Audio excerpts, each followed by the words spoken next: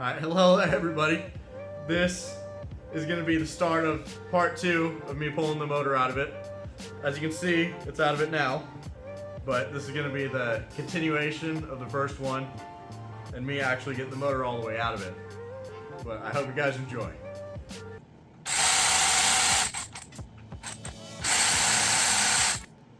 It's about time to go under this thing to get the last few before I take the motor mounts off. Super glad I spilled a bunch of coolant. He'll be fine though. I'm gonna jack it up.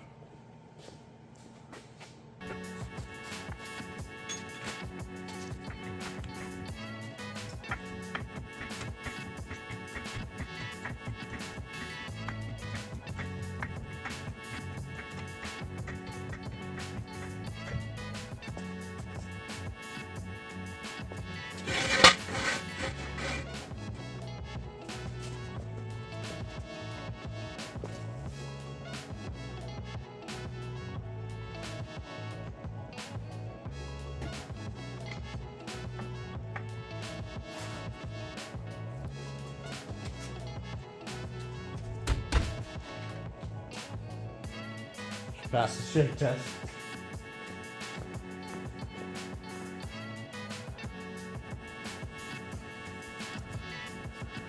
See if I can get you guys in here to see underneath. Lower this down. Okay, so here's the best angle I could get from underneath. We'll see. You can see most of them, so I hope this is good. Let me grab the wrenches.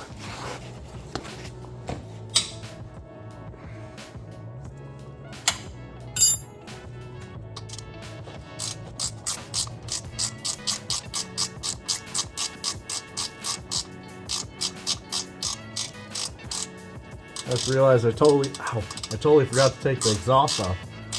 I need to take the header off.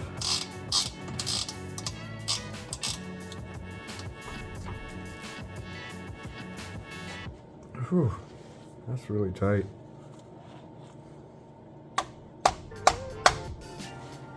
I shouldn't use that as a hammer.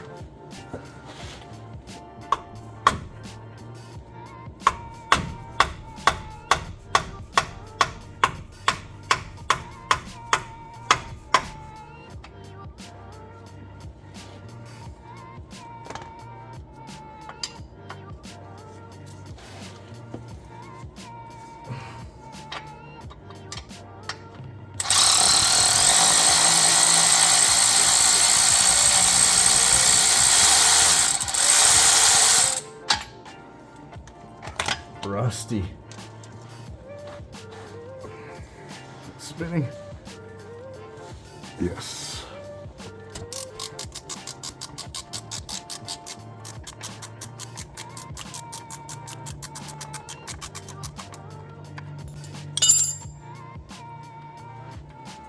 Being grease covered helps a little. Not rusty. Nice and loose.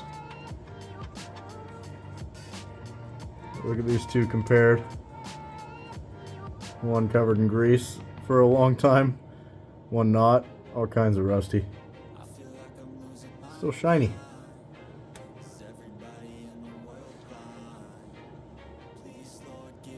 Okay, that's all the bell housing bolts.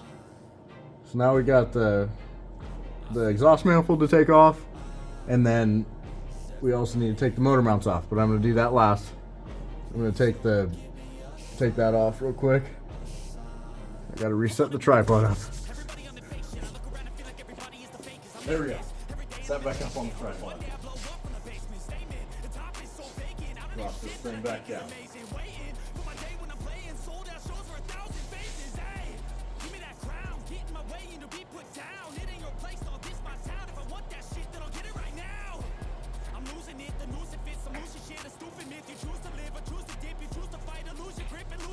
You always gotta clean your floor up, or it just gets horribly dirty.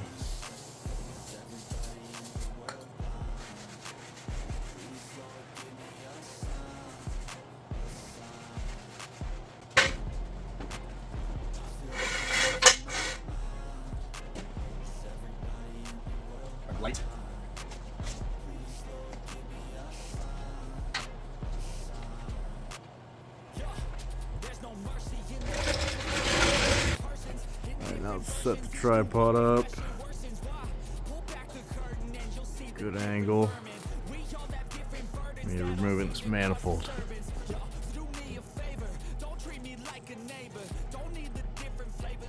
Right in here. I'm just going to remove those 3 barrel nuts. I don't know if you can see them. Right in there. Right there. There we go. Now you can see them.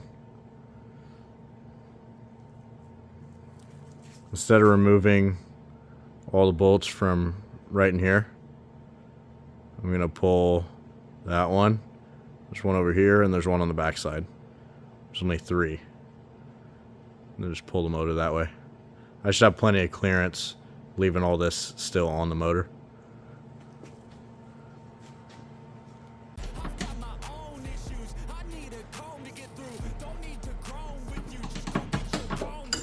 Smash my hand again.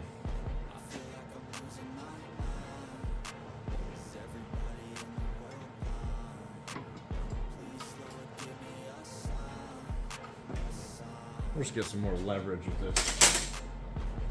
The ratchets. Only the top of the line tools here.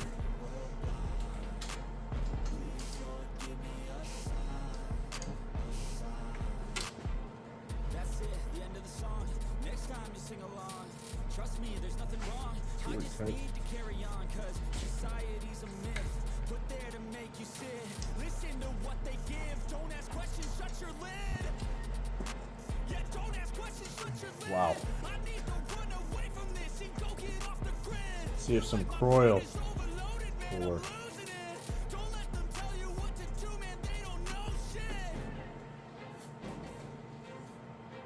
I'm gonna let that sit for a bit.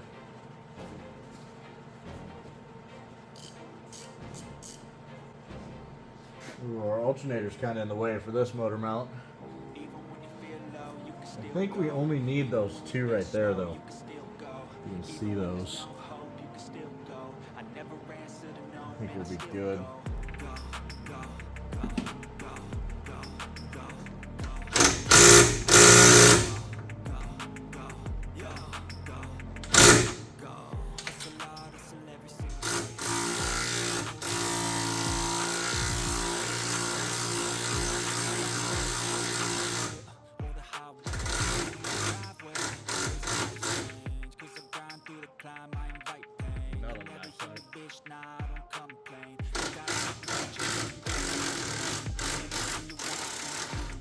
Man, impacts are nice.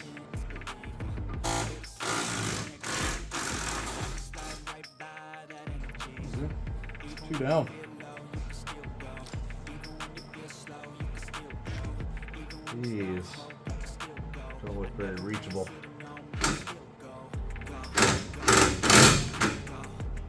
Kinda, sort of.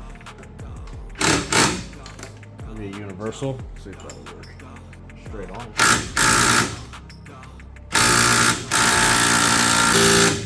Moving it. Rotating the nut though. Hopefully the adapter holds up.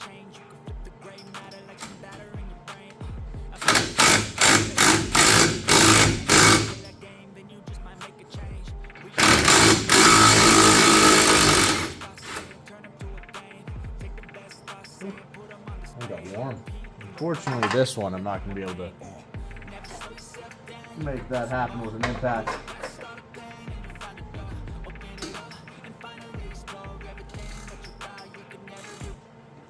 The last time I drove this thing, it was overheating so bad when I pulled over that when I pulled over, it was smoking out of just about every hole you can imagine.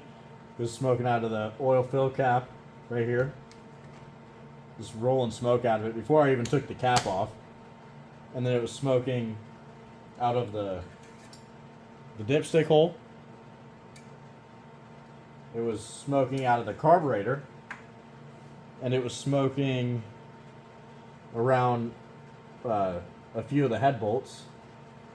And the carburetor, when it was on here and it was overheating like that, I took the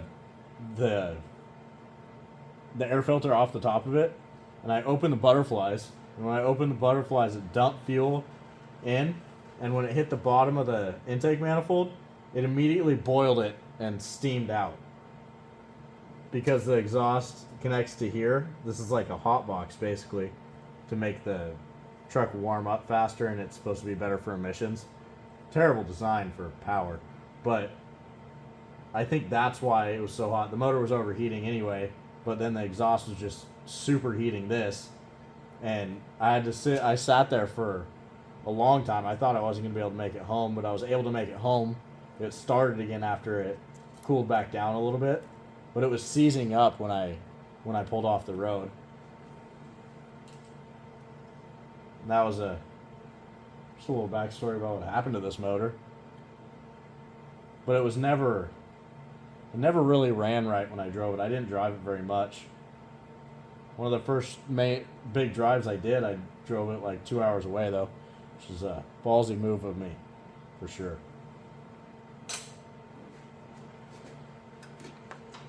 Now let's see if these have been sitting long enough. Be able to break those loose. Barrel nuts.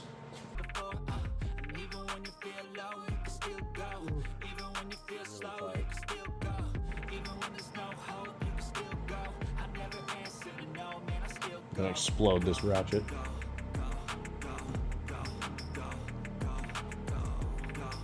Ooh. I think it moved.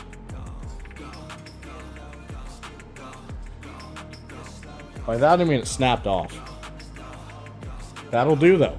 That'll do. Round 2. She's holding up pretty good actually. Looks like this backed out though. Let me tighten that back up real quick. There we go. Maybe it won't flex quite as much this time. It's probably just going to shear that in half though. But we'll see. Ooh.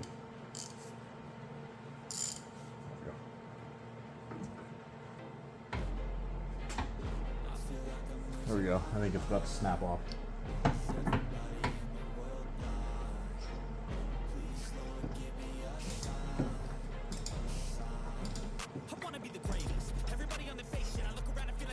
Got it.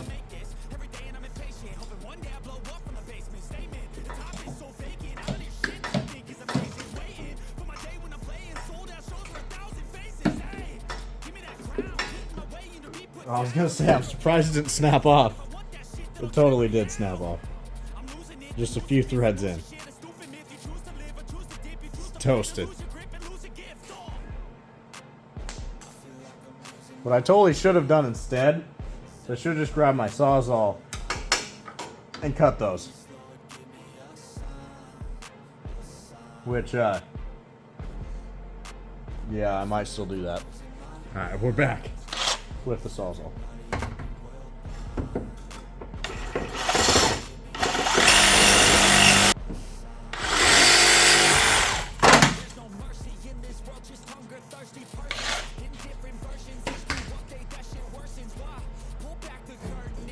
There we go. Perfect. It's pretty much ready to pull out. Yank on the little, see if it moves with the engine hoist. If you guys are ever looking for what gloves to buy, you should definitely get the Kirkland brand ones. They're by far the best in my opinion. They hold up the best to gas, and they don't seem to rip very easy at all compared to like pretty much any other gloves. By far my favorite, and they're cheap.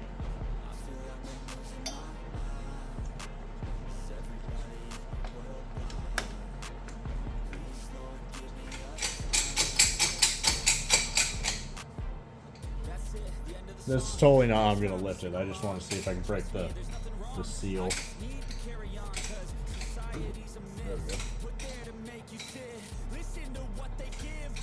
Zoom this out a bit.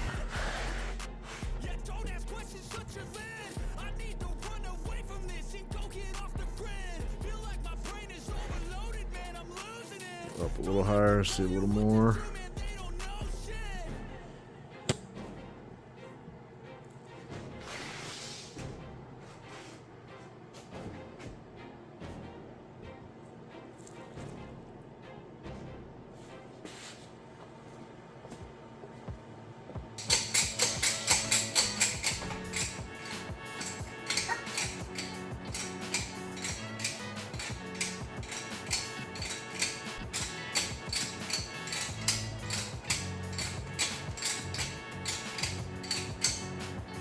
There we go. Getting the paperweight straight enough.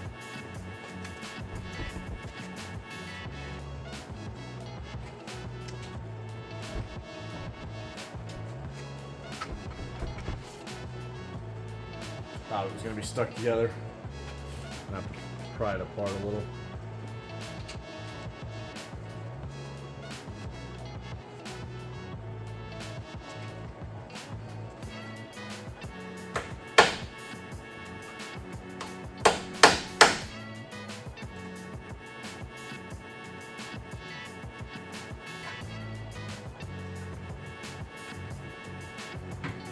Opens up a little gap for a screwdriver.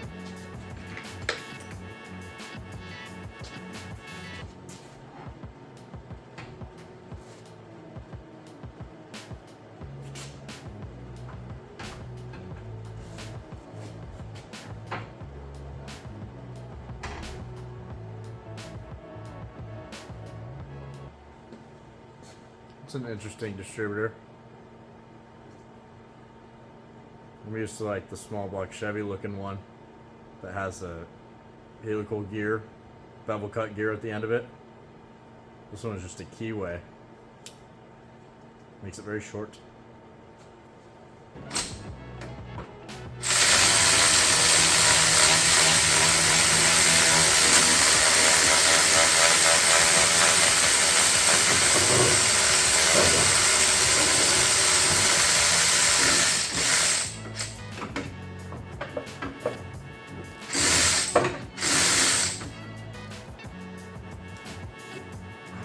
Stuck on there now.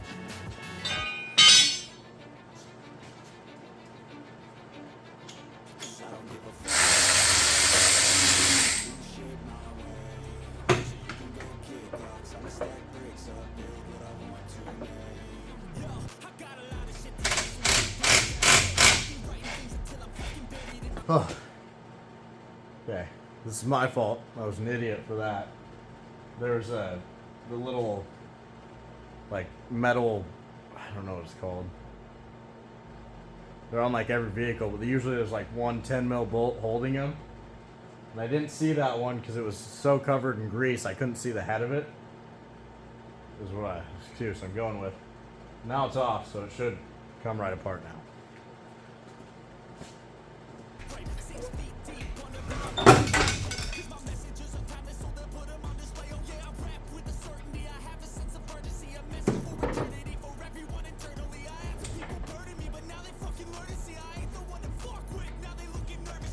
It's not as centered as I thought it was.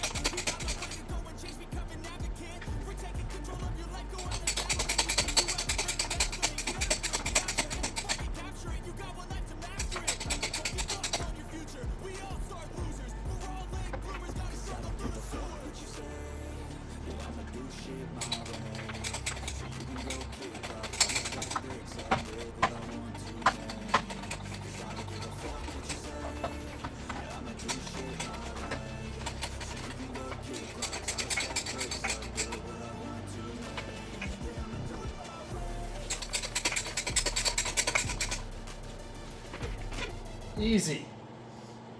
It's not like I struggled for an hour and a half or nothing. Punch these out with a whole bunch of struggle. Hopefully the transmission isn't that hard to get out. Only 2 bolts. It's because of these down here. This thin tray. Or thin piece of metal.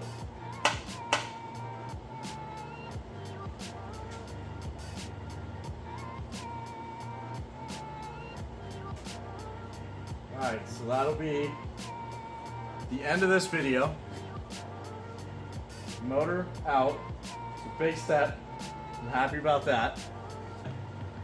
Well, I hope you liked the video after I edited it all up, so it's way shorter than how long it actually took me. And we'll see you on the next episode of this build.